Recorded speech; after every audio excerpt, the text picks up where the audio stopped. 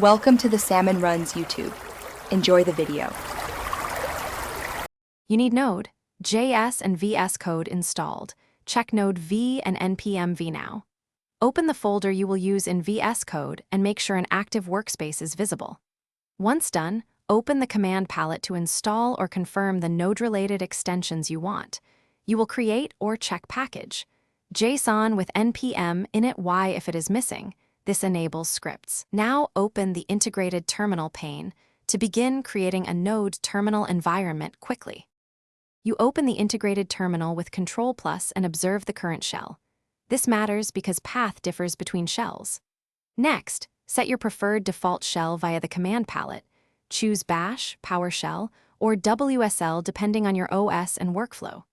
If you use version managers like nvm or n, run the appropriate command, such as nvm use 18, so the terminal exposes the right node binary. Make sure terminal inherits the workspace environment and reload the window if you run Node app.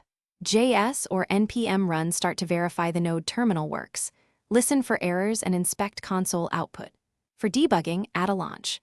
JSON via the run view and choose Node.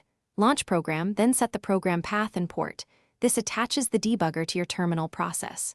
If the terminal says Node not found, check that the shell selected is the one where Node is installed, confirm path and NVM settings, and restart Vscode. That single restart often fixes lingering path issues. Thanks for watching. Consider subscribing if we helped you.